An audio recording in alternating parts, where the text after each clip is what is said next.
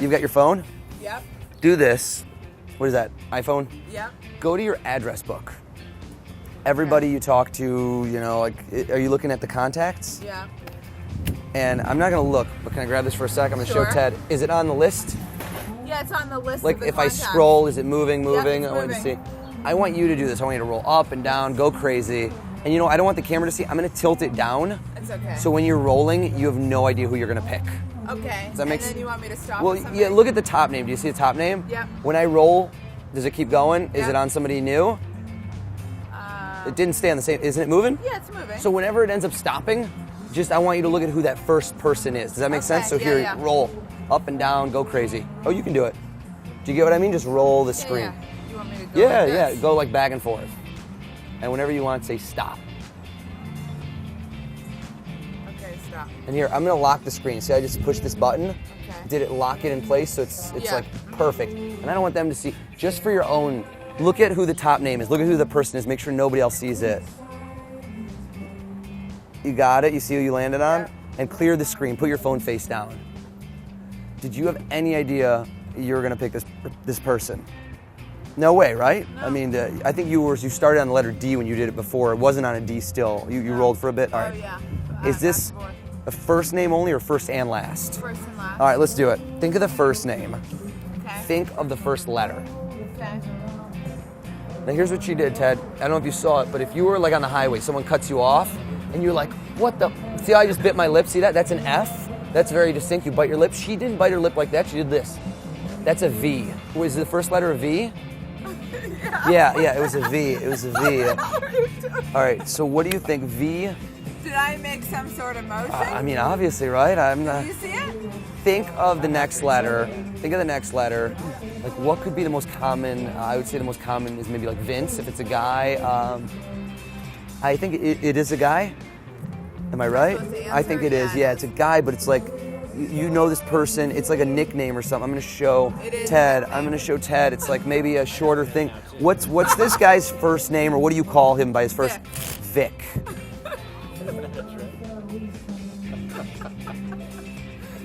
Wait, is there's a last name? now. There's a last name in there? Yeah. Think of the last name. Think of the first letter.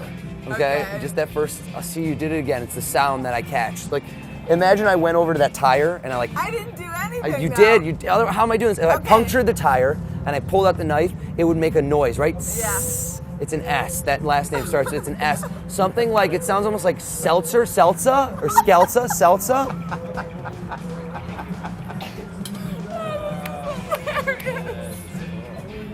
Sounds almost like the restaurant, like Lisa McDonald or McDonald's. Is that really close?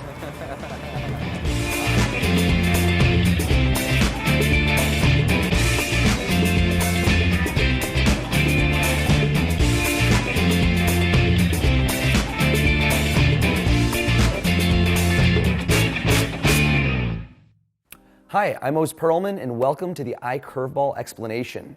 First and foremost, we have to thank Brian Yan for his incredible contribution to this handling. Without him, we wouldn't have this. For those of you who know how Curveball works, that one uses a BlackBerry. Hence, we've added the iPhone, which has quickly become the world's most popular phone. Pretty much anywhere you go, someone has it. So now you don't have to worry, does this person have a phone?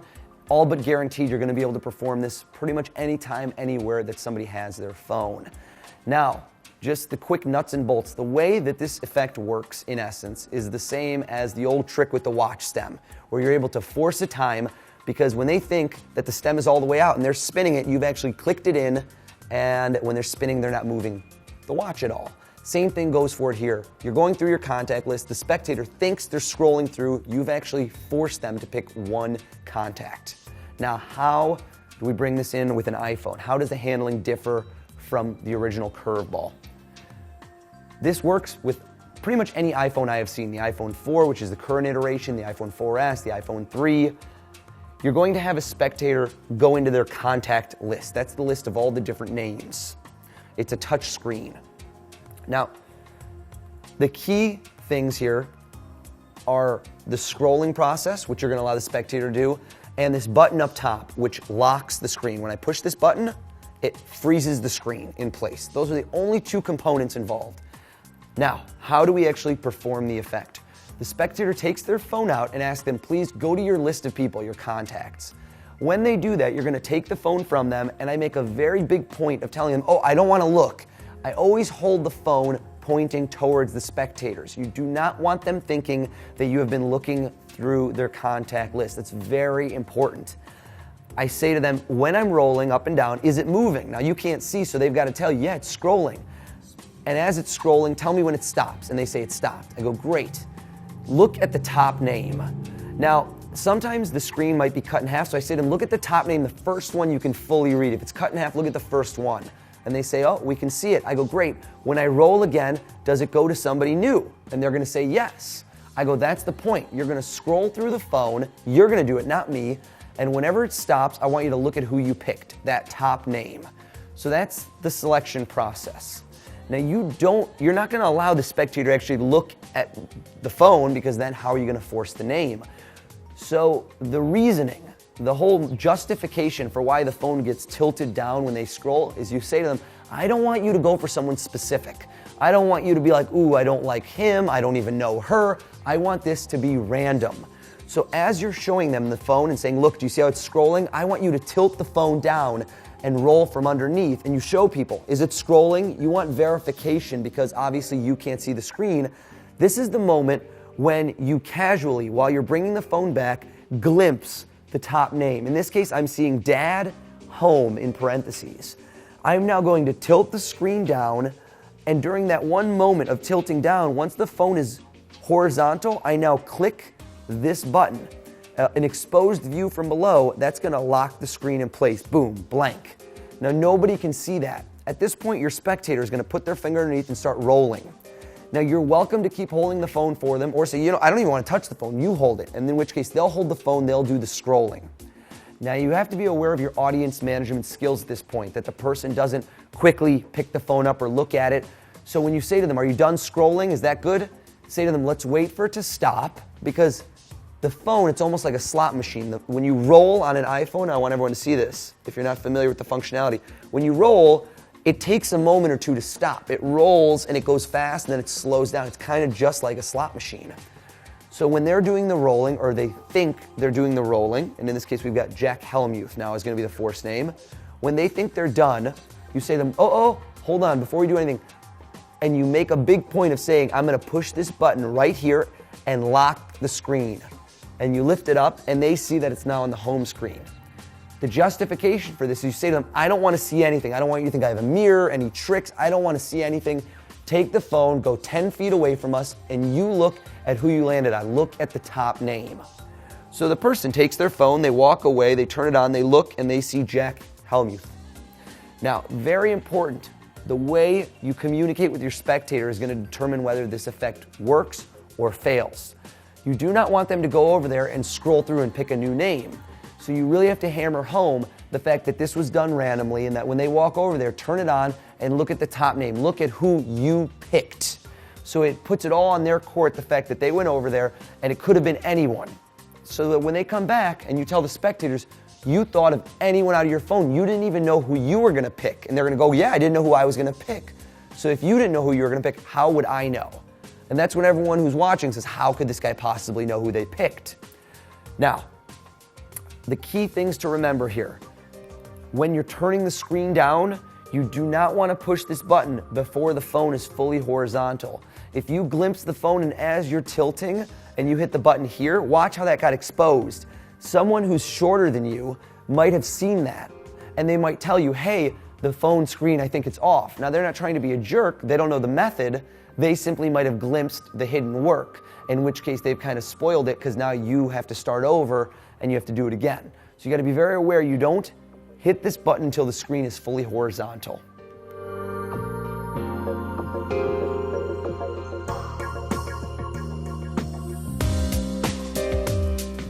All right, let's discuss the common pitfalls, things that can go wrong when you're doing iCurveball, things that I have experienced in the past, mistakes I've made, so you don't have to make them yourself.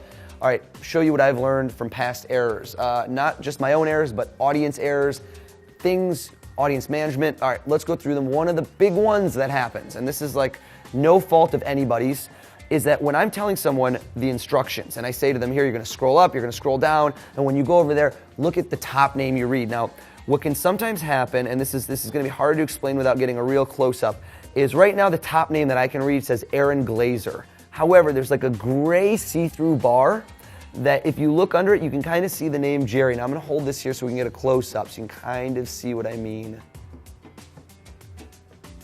All right, terrific. Now, 98% of people will just look at it and say Aaron Glazer, but they might see through that bar and see the one that says Jerry. In this case, it's like Gerry. Now, that's not anyone's fault. This is kind of the gray area, pun intended, of what's going on here. And I can't control that because the person's not next to me and I'm not looking at them when they look at the name. Now, the way you can discover that there's an error is when they come back and you start doing the revelation, you're not getting a full hit. So in this case, if the name is Aaron Glazer and they say Gary, if I say to them, is this just a first name or first and last? If they say it's just a first name, then you know something is off because the name that you force is a first and last. Now, what I'll say to that person, if I just encounter that, is I'll say, you know what, make this harder on me. Maybe look at the name, take your phone and look at the name right after it. Is that a first and last? In which case you've nipped it in the butt because they look at it and they go, yeah, the next one is. I go, that's going to be harder. Let's do that. Now, let's say that what they looked at was a first and last name, but it's not the one you wanted. For example, if I move this up, I've got the Aaron Glazer in the gray bar and underneath is a different name. If you start saying stuff and it's not coming out right, then the way that I approach it is I'll say to the person, I go, listen, this doesn't work every time, but what's weird is some people, when they look at the name, they get a subconscious imprint of more than one name. It's almost like flicking through the channels and seeing what was on multiple channels. You might have seen 2 or 3 names and you didn't even realize it. And you say to them, I'm really picking up a name that starts with a D. I go, look back at your phone and see if maybe right next to the person you looked at, maybe it got in your head, if there's another name that starts with a D. So in this case, if they are thinking Aaron Glazer, which is the one that was under the gray bar, directly underneath it is the name Dominic. So if they now go, yes, I see a name with a D, then I can start doing my revelation based on that second name. So this is something that happens, I'm going to say maybe 1 out of 10 times, maybe 1 out of 15, but it does happen, and being prepared for it is going to make you seem much more impressive because it's not going to seem like it was a mistake, it's going to seem much more fluid and seamless, as if, wow, he not only knew something about the name you thought of, but you changed your mind and picked a new person and he got that one right too. It can almost be more impressive and add more of a layer of realism if you get things slightly wrong before you get them right. Now, something we discussed during the initial explanation is that if you start turning the phone down and you hit the sleep button before it goes horizontal, people will glimpse that. Now, most people will tell you, hey, I don't think the phone's on, and they'll look underneath the phone. That's an issue. If you start having people looking underneath the phone when you're doing it, they're going to see that the screen's off. So if that happens more than once, like occasionally I've put it down and someone wanted to double check on the second time, because the first time they said, oh, I think the screen's off. And they're doing it to be helpful. Then when I did it the second time, they wanted to look and they saw again that it was off. I had to just walk away from the trick because at that point, don't try to force it if it's not gonna work. Keep in mind the person didn't know where you were going with this. They didn't know what you were gonna do. Nothing has actually happened. It's like taking out a deck of cards and not getting a classic force right. You just have them pick a different card and do a different trick. You roll with the punches. Say, oh, you know what? Maybe I don't know how to use your phone. Let's try something else. You don't want to commit to this thing and then get it wrong. So really be aware of how you do it. And when you tilt the phone down, even after you hit the sleep button, you can pretend to roll a little bit more, have them roll, and then make sure that they walk away and look at it themselves. Those are 2 of the main things I found tend to go wrong when you're performing this. It works, I'm serious, like almost every single time. When it doesn't and things do go wrong in the future, learn from them. Don't just say, oh man, that guy was such a jerk, or be mad about it. Try to dissect and troubleshoot what happened. What did I say that the person misinterpreted, and how can I be more clear in the future so that it doesn't happen again? And that's usually what I find is the best solution, not just with this, but with almost all mentalism and magic effects.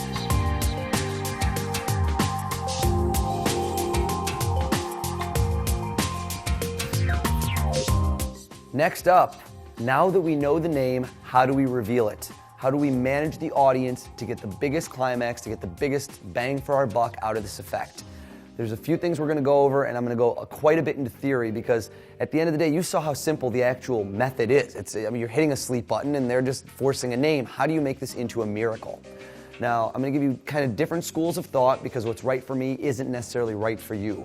When I have the person walk away from us and look at the name, I'm usually very adamant that only that one person looks at the name. Now, there's a reason for this.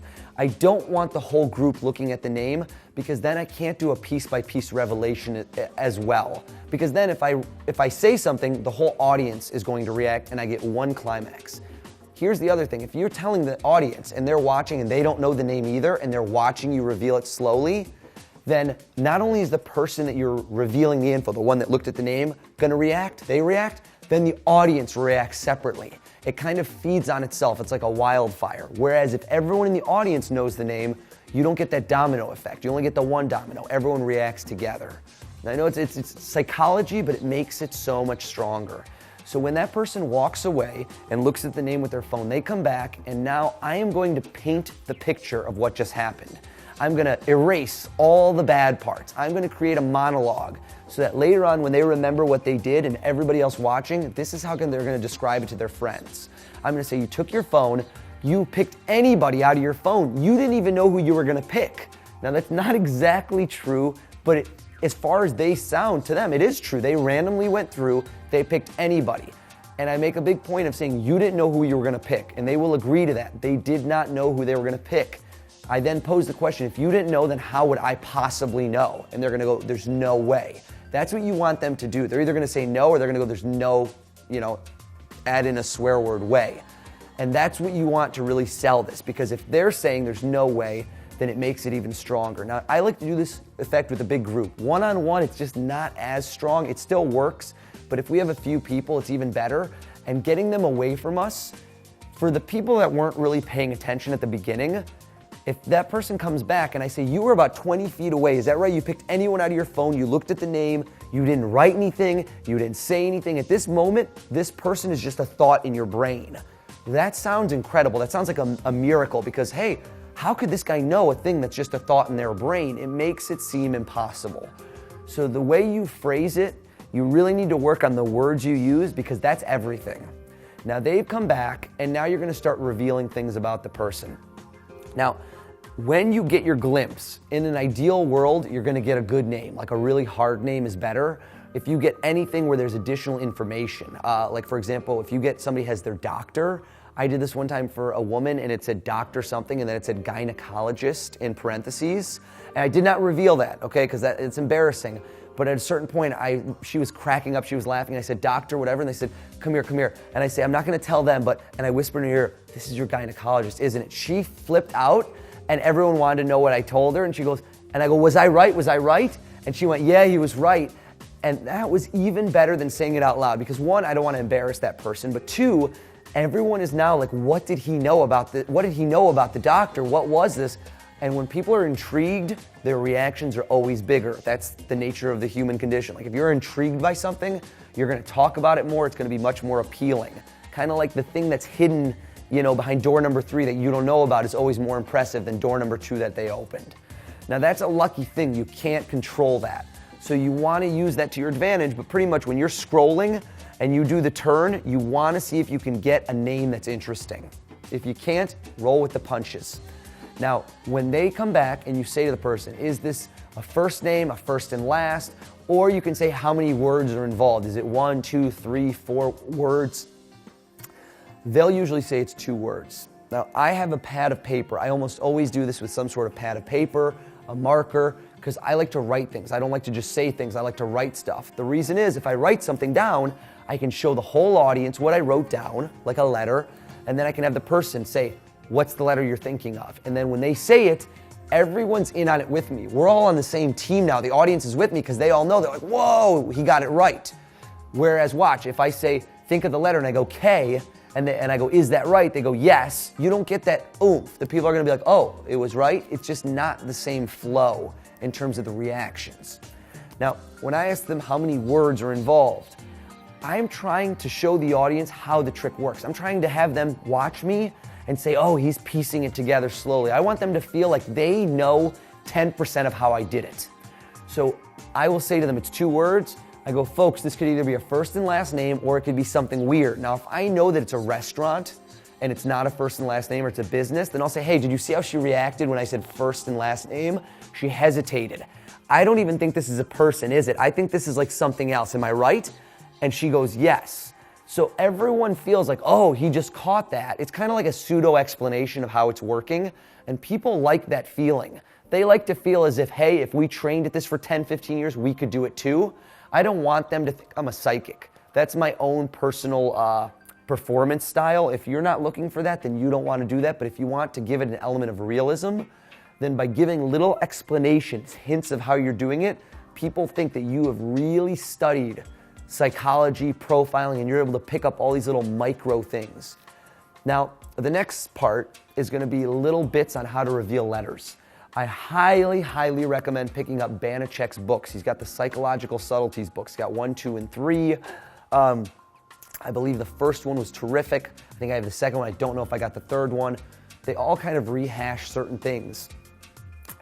When I have them think of the word, sometimes I'll just have them think of the first letter. If it's a word that has a very unique letter in the middle, like a V or a Y or an X or some weird letter, I'll tell the person, imagine the whole word, and I want you to reach up and just grab some letter out of the middle, something interesting. Grab out one interesting letter. And I do this visual imagery of grabbing it out of the middle. And they look at the letter, and I'll say, look at me. And I'll say, you're thinking of the letter X, aren't you? And it's very, very strong when you've picked up one letter that they thought of out of the whole word. Now, notice, if I ask them to think of a letter in the middle, and I don't know that I'm 100% right, I won't write it down, okay? I'll actually say it. Because if I get it wrong, it's not committed. If I wrote it down and showed everybody, that's like a, ooh, he got it wrong. Whereas if I go, is it an X? They go, no. It's as if you're going to ask them, well, is it this? Is it that? It's not nearly as committed as a miss. It's kind of like something you can work off of. Whereas, let's say the name is Steve, and I say, think of the first letter. I like to add some sort of imagery. I don't like to just write something. I want some other dynamic, like some sort of auditory or smell, something else to incorporate the letter.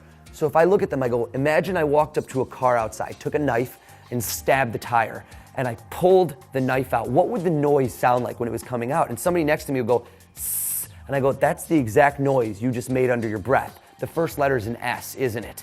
And that's like one of those strong visual imagery because I didn't reveal the letter. Somebody else revealed it, and they made that noise, and then they're like, he said that noise? I didn't even see him.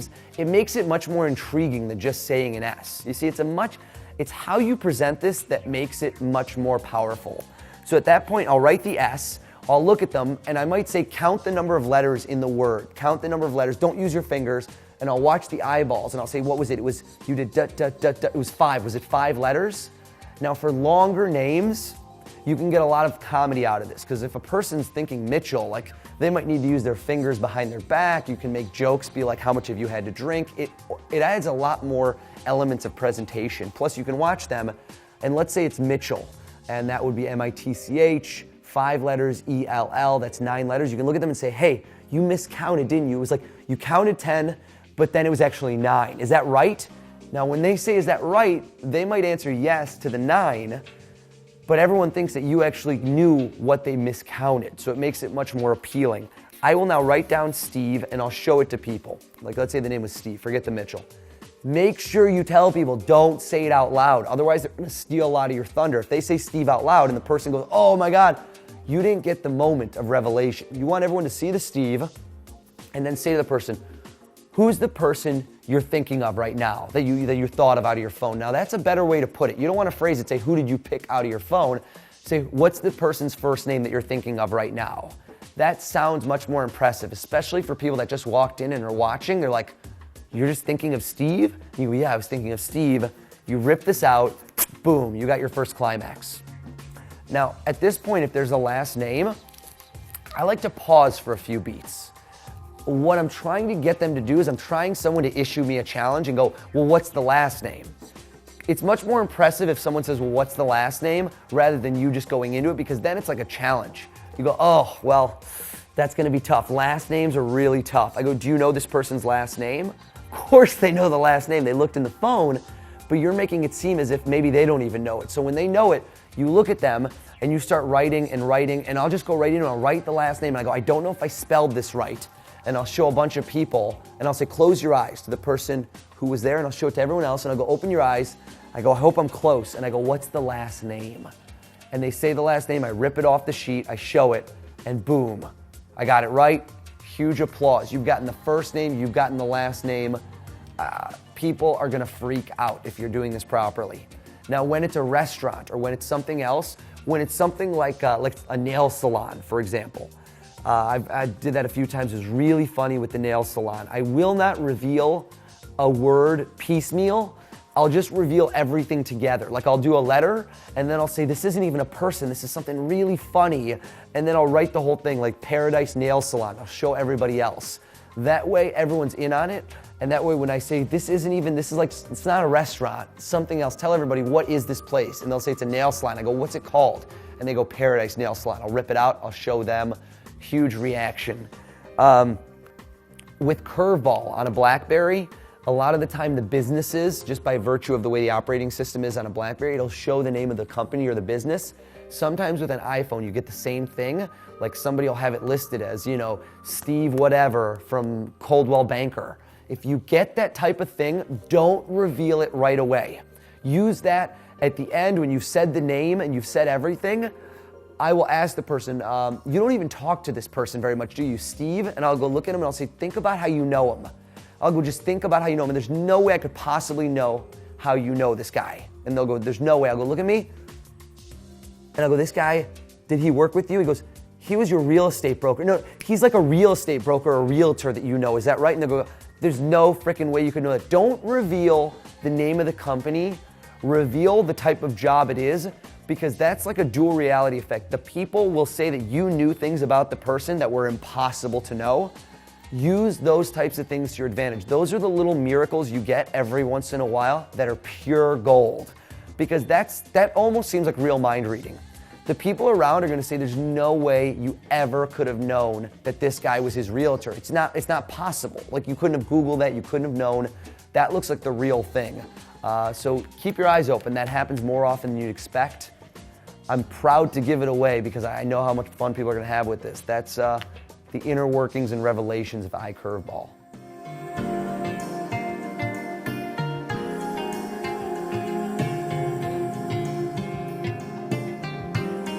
iCurveball, the stage edition, bigger and better.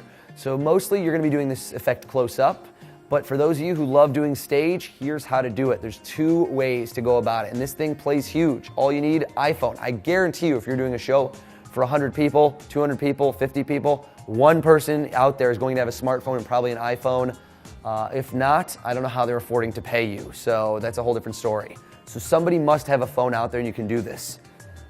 The way you're gonna go about it is either one, pre-show. Pre-show means you're going to do this close-up for someone before the show, and then you're not gonna be able to get the name right. So they're gonna have the name, you're gonna say, man, you stumped me. I go, I don't know who you're thinking of. I go, here's what I want you to do, and this is the script. Remember that person's name the whole rest of the night. Maybe in 5 minutes, maybe in 10 minutes, maybe an hour, I'm gonna call on you, and I want you to tell everybody what we did. You took your phone. Is this true? You went like 20 feet away from me. You went, you picked anyone out of your phone. You didn't write it. You didn't tell anybody. No one was looking over your shoulder. There's no way in the world I could have known who you were going to pick. You didn't even know who you were going to pick. Is that all true? Literally, ask them that question. They'll go, yes. Because what you're rehearsing is what you're going to ask them when you're up on stage later. So then they're going to remember this name. And then at some point in your show, you're going to say something about the fact, do I always get every trick right? No. In fact, I've got somebody out in the audience, and if you want to do this with just one person, sometimes I'll do it with 2 people out in the audience. I'll say, there's a bunch of people out here in the audience that stumped me earlier. Where's the gentleman? Somebody had a phone earlier and challenged me. Where are you, sir? And I'll make it seem as if he came up with the whole challenge, not me. I go, didn't you earlier, you took your phone, you walked like 20 feet away from me, you picked anybody out of your phone and you asked me, can I figure out who it was? Is that true? Seriously, you didn't write anything, you didn't say anything. You picked anyone out of your phone and you're thinking of that person right now. Now that sounds impossible. Literally, even other magicians that might be watching this go, he didn't write anything, he didn't say anything, like how is this possible? It's not possible. I go, think of that person's name right now, and you can start doing a revelation, just like we did the iCurveball with the letters, the names, Now this plays really big in an audience on a stage because a lot of those people, especially if this is a crowd that knows each other, are gonna go talk to him afterwards and be like, how did he do that? Are you in on it? And the guy's gonna go, no, I have no idea how he did it. Their reaction is gonna sell it. If that person's freaking out and going, how on earth, then they know they're not a stooge. Okay, so that's really important. Now, if you're gonna do this live, not pre-show, when you're on stage, what I'll do is I'll incorporate into another effect. It's not a piece by itself. It's while I'm out giving someone a book for a book test, or while I'm out getting somebody to take out $1 for a cereal bill divination, or any other type of revelation you're doing that's a similar mentalism, I'll tell someone to take out their cell phone, their iPhone. And while one person is busy with one thing, so it's not boring, you don't want to be using all your attention. You have one person with a book and say, sir, I want you to take the book, start flipping through, and I want you to yell out a page, or I want you to look at it. And while they're doing that, I have the other person with the phone, so that the audience's attention is split. You don't want them just focusing on you with the iPhone, because that's going to be a little boring, and they're going to get the name, the other person gets something else, and boom, you're ready to go with 2 separate revelations. This can also be a really good one ahead. For those of you that use some sort of one ahead, in essence, you're forcing a name. Once the name is there, if you want to bring people up or use them, just the same way that normally in a one ahead, you can ask one person to think of something random you don't know, another person something random, and the last person you would have them pick a card and force it. Here, you forced a name out of their phone. That seems impossible. Most one aheads, the last thing is the lamest. Like the first person, pick a number 1 to 1,000,000. The second person, any city in the world, and you, 1 out of 52 cards. It doesn't make sense. Here, you can have like a color, you can have a food, and finally, like the hardest one, you pick any name out of your phone. And meanwhile, you will write down the name from the phone on the first piece of paper. You'll put it down, you'll say, I think I got yours. What was the color you were thinking of? Oh, fuchsia. The next person, you write fuchsia on the piece of paper when you're doing the food. You put it down, they say, I'm thinking of an omelet. And you go, what kind of toppings? You know, with ham and cheese. You go, oh, good one, that tastes good. Finally, you'll get the last person. You go, you're just thinking of any name out of your phone. You write, omelet with cheese and onions, and you put it down. Then you open up each prediction. Bam, you got all 3 things right. Everyone's going to be blown away because the last one was almost the best. So these are all ways to take this trick, which is as impromptu as it gets. You're using someone's phone and make it big, make it better, make it play to a lot more people, and make it a very productive part of your show. It's not boring. You can easily eat up 4 to 6 minutes of a big stage production using nothing but someone's phone. iCurveball, the stage edition.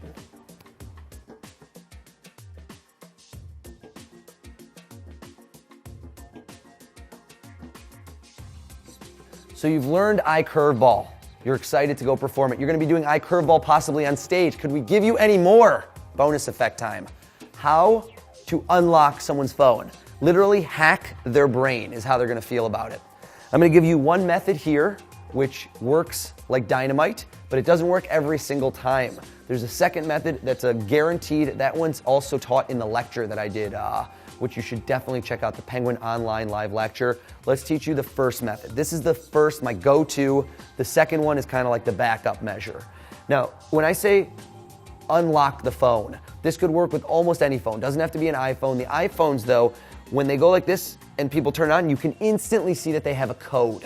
Now, most people, they don't even notice when they type it. They're just so, our brains are wired now. We're like, rats eating little pellets. Like, you don't even think. You do this so often, the instant gratification. Your phone buzzes, you type this in. People will do this in front of you and not even know they did it. Okay, so when I say who's got their phone to do iCurveball, everyone whips their phones out. Everyone whips their phones out. They all want to be a part of it. And the people that have their phones locked don't even notice that, boom, they do boom, boom, boom, boom, boom, they do their code. Now, the way I'm going to tell you to do it is the person, if you see someone up to your right and you see them take it, say, who's got their phones? Out of the corner of your eye, try to catch what they're doing. Now, if you practice this, you're going to see it's very simple. It's 4 digits. You can see what code they do. I will do it on the spot like that, but I'll never use their phone. I'll go, oh, you have a phone? Great. Can I use yours? I'll say, everyone else put your phones away. Now, time misdirection is everything. At this point, that person, when they put their phone away, they will forget that they ever had their phone out, that they ever undid their code, anything like that. You are not incorporating them. All the people that took their phones out, you use someone else's. Remember that number. If you have a really bad memory, honest to goodness, take out a notepad and write it down. Be like, you know what, I'm gonna try to, you're thinking, I'm gonna use this for later, and just put it away like you did nothing and write down 0603 or write it down. You don't wanna forget that code. If you're at a party or you're with friends or you're with new people, if you ever see someone get their phone out or you're behind them, look at their code. You never know when you're gonna be able to do it. I'll write down the name and I'll even write down a description of the person. If it's a big party, I might see them in a half hour and they never even saw me. I'm like the creepy guy who was skulking and like looked over their shoulder and saw the code and they never knew it. And then you've got their code. Now, the way to present this is everything. If you just take their phone and punch it in, that's lame. They're gonna say, oh, well, how?